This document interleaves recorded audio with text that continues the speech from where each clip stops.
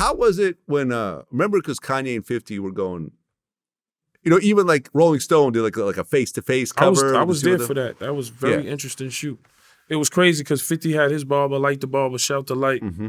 And Kanye had his barber, and his barber came in. He had the Louis Vuitton cape. This one, he was the Louis Vuitton Don. Mm-hmm. And 50 was like, I got to get you some new shit. Because, he had the regular apron. But his fucking barber had the Louis Vuitton clippers, the shit. It was just funny.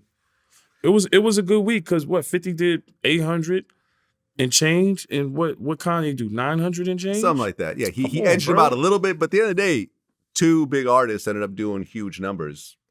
Everyone won. I mean, everybody wanted to take a shot at 50. 50 was the number one. Even Jay-Z talked about it when 50 came through and, crushed the buildings. Like, I mean, to sell 1.4 million on the Massacre, and that was the second album. And Get Rich or Die Trying, you could say did a mill because it did 8 and change. Like, those are big boy numbers. You know what I'm saying? Like, it's astronomical numbers, bro. Wasn't Kanye coming to the studio? Like early on? Yeah, I've been in the studio with Kanye a couple of times. Like, I remember him coming to Dre's studio because everybody used to come to Dre's studio. That's why I'm so appreciative, because those experiences for me, I would never forget. Forget the cars, to be in the studio with Dr. Dre and Eminem, like, that was my dream. I remember Fifth calling me, smoking Guido, and Dre is playing fucking in the club beats. He's playing this. If I can't do it. And I'm like, I'm in the studio hearing this shit before it's late. And I'm like, man, this dude is the best producer in the world. I feel like if Dre started to really, drop shit, there's a void in good production. But you got the Metro Boomins and all these new dudes from Atlanta that is on fire right now. Those are the guys. But Dre, I could just imagine when he got in there. Scott Storch, like, because, you know what I'm saying? Swiss.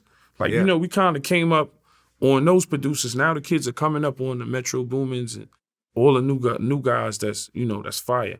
But Dre being in the studio with him at that time, what? And we New York niggas.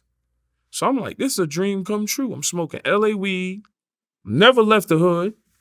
You know what I'm saying? Never left 134 and got brewer.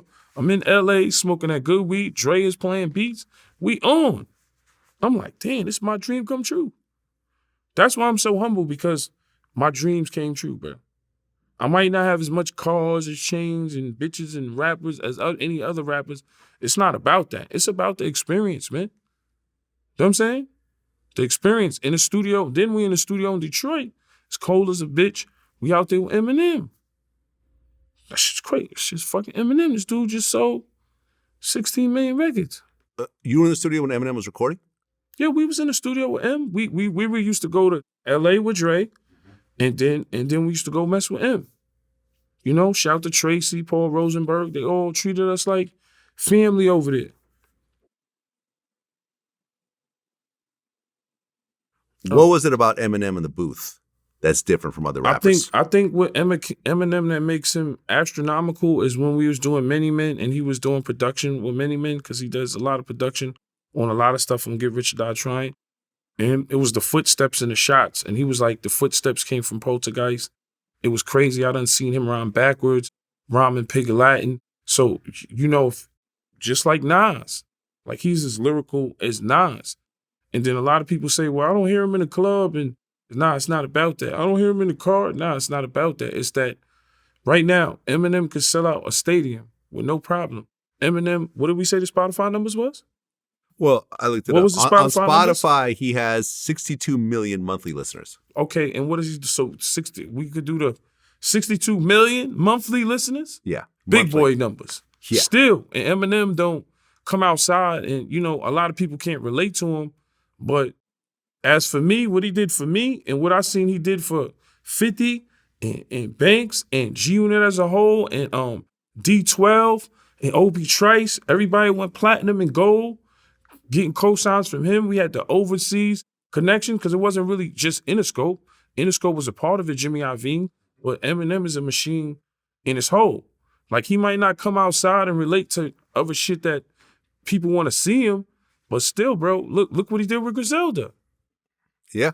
Because when you look at Griselda, not saying they're not dope MCs. Westside Gunn is fire, Benny, everybody's fire. Conway, they fire, but that Eminem cosign? Oh, yeah. When you look at Joe Buttons and Slaughterhouse, like that Eminem cosign is a different kind of cosign. No, I mean, I've said that to Conway. Like, I remember I've interviewed Conway twice, and I'm like, look, like, I'm a hip hop guy. Like, you know, I do hip hop. G-Unit would have never, there wouldn't have been no cereal, video games, socks, shirts selling millions.